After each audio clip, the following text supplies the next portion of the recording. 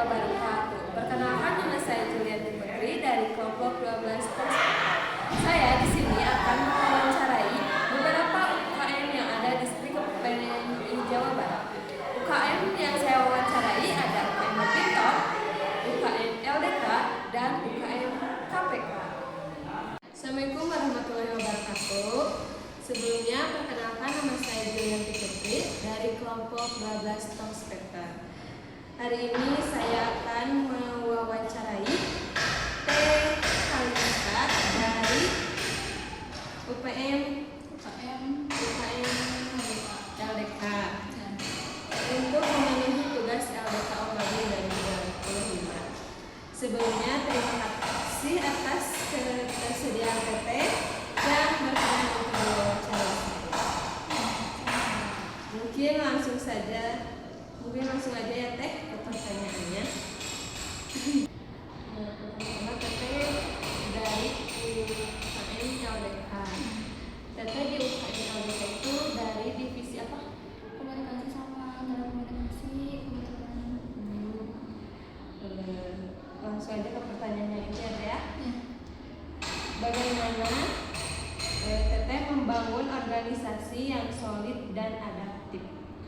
Kalau misalnya membangunnya itu kan masing-masing harus punya komitmennya ya, terus untuk bisa melanjutkan organisasinya, tapi yang paling pentingnya saling menghargai, sama saling mengerti, sama juga saling menjaga, saling menghargai aja. Pertanyaan yang kedua, bagaimana Teteh membangun jejaring yang autentik dan berdampak di UKM?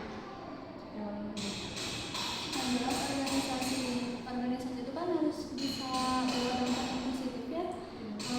Yang minimal itu kan untuk setiap orang yang ada di organisasi itu, tapi kalau bisa mah semua mahasiswa yang ada di kampus itu udah pernah ikut dampaknya. Pertanyaan yang ketiga, bagaimana sikap Teteh dalam menghadapi konflik yang ada di UKM? Kalau di sana setiap orang harus terbuka ya, terus juga kayak menerima kritikan, terus paling yang bertujuan buat kebaikan ya, atau kemajuan organisasi, terus yang paling penting tetap saling menghargai dan Yang terakhir, bagaimana manajemen waktu dan cara menjalin kepercayaan kekurangan dalam UKM tersebut? kalau menurut aku ya utamain kerja soalnya kan kemarin terus bagi-bagi tugas aja jangan sampai kuliahnya jadi sampingin gitu, jadi Utamain dulu kuliah baru nanti ya organisasi. terus apa kekurangan dan kelebihan dari UKM LDK itu?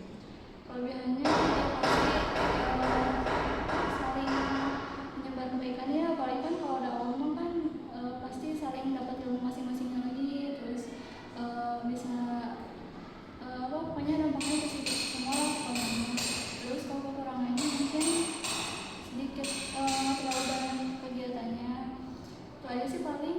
Tidak terlalu banyak kegiatan ya. Disimpulkan dari pertanyaan dan jawaban Teteh, inovasi yang dapat dilakukan UKM LDK yang kegiatannya tidak terlalu banyak adalah membuat program kajian 10 menit yang disampaikan melalui voice note, WhatsApp, atau video singkat di Instagram. Program ini tetap memberikan manfaat tanpa membebani anggota untuk hadir langsung. Sekian, makasih Teteh. Maaf ya mengganggu waktunya. Assalamualaikum warahmatullahi wabarakatuh. Sebelumnya, perkenalkan, nama saya Julianti Putri dari kelompok 12 Perspektif. Hari ini saya akan mewawancarai Teh Kalista dari sebagai anggota aktif dari UKM KPK untuk memenuhi tugas LDK Omabim 2025. Sebelumnya, terima kasih atas ketersediaan Teteh yang berkenan untuk diwawancarai saya. Mungkin langsung aja ya Teh ke pertanyaannya. Di KPK Teteh berada di divisi sebagai divisi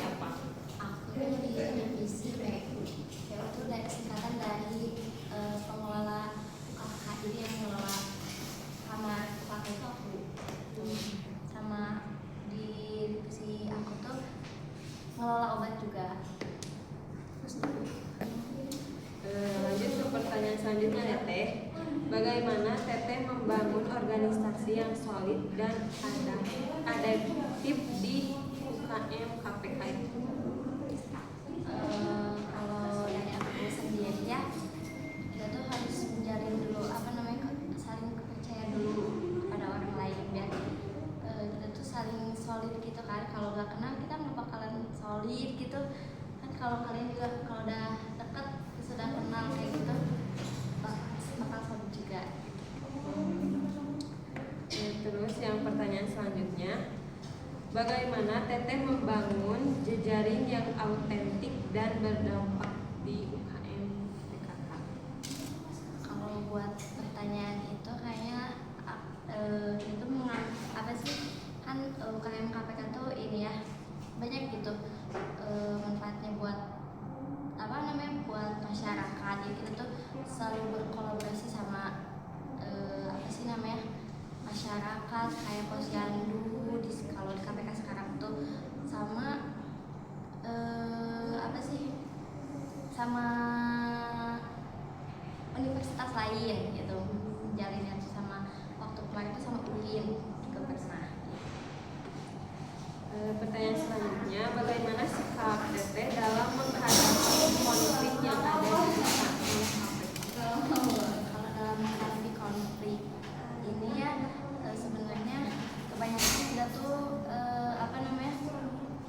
dalam hal pikiran ya persepsinya suka beda-beda, jadi suka konflik gitu kan. Jadi kayaknya dalam menghadapi itu kita tuh harus lebih menghargai pendapat orang, jangan asal hak orang lah gitu namanya. Terus bagaimana manajemen waktu dan cara menjalin kepercayaan keluargaan dalam UKM KPK tersebut? Manajemen waktu Ya. Manajemen waktu. Kalau manajemen waktu kita harus pintar-pintar memanage aja lah kalau di UKM tuh. Soalnya kan kita tuh ada akademik sama UKM juga kan. Kita tuh harus kalau aku pribadi memanajemen waktu itu akademik dulu baru ini UKM yang lain gitu. Terus apa kekurangan dan kelebihan dari UKM KPK tersebut? Kelebihannya tuh aku jadi tahu gitu ya, banyak sosialisasi, banyak wawasan luas gitu ya tentang kesehatan gitu kan. Soalnya di kampus tuh meskipun iya kayak gitu tapi nggak kayak di KPK kan. Di kampus tuh cuma ke pentem, kalau di KPK mah langsung ke masyarakat gitu, lebih ke masyarakat. Terus kalau kekurangannya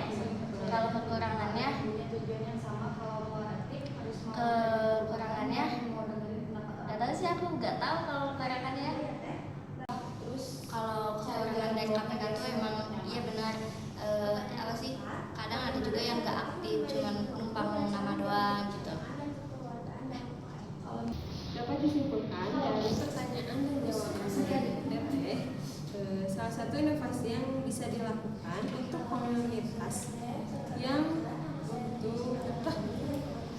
dapat disimpulkan dari pertanyaan dan jawaban dari Teteh, salah satu inovasi yang bisa dilakukan untuk KPK untuk mengatasi peserta yang hanya numpang nama adalah tantangan kesehatan ringan yang bersifat interaktif dan fleksibel, seperti jalan kaki 5.000 langkah per hari atau minum air putih 2 liter sehari.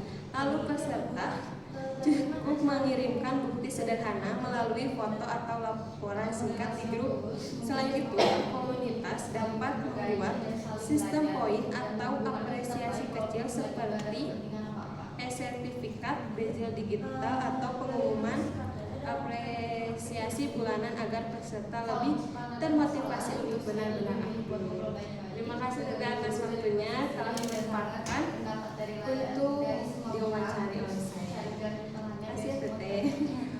Assalamualaikum warahmatullahi wabarakatuh. Perkenalkan, nama saya saya Julianti Putri dari kelompok 12 Tong Spektrum. Saya di sini akan mewawancarai 3 UKM yang ada di PPNI Jawa Barat.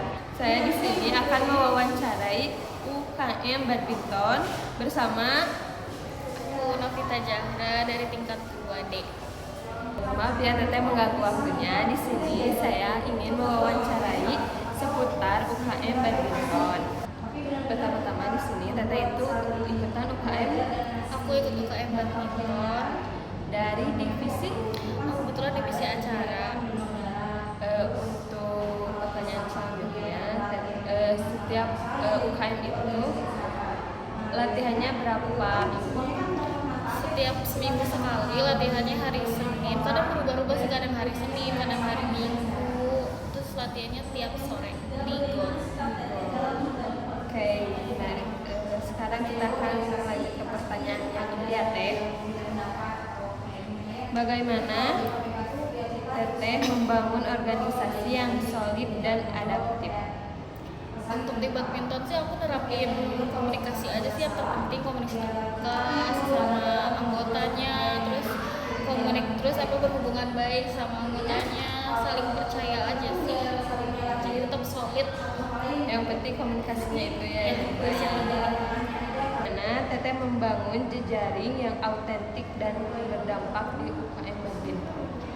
Membangun jejaring atau autentik ya, paling membangun relasi bareng sama UKM yang lain aja gitu loh, kayak tiap nanti ada event kita harus kolaborasi sama UKM yang lain, terus nanti juga ada event penguatan karakter juga kan, nanti ada kolaborasi antara UKM badminton sama apa gitu, paling saling berkolaborasi antar UKM aja.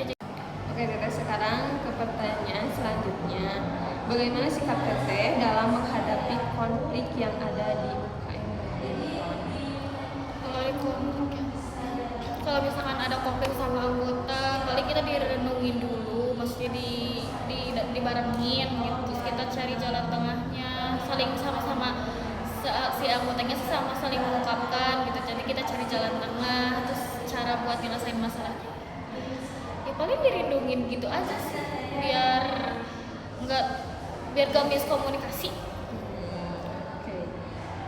Yang pertanyaan terakhir,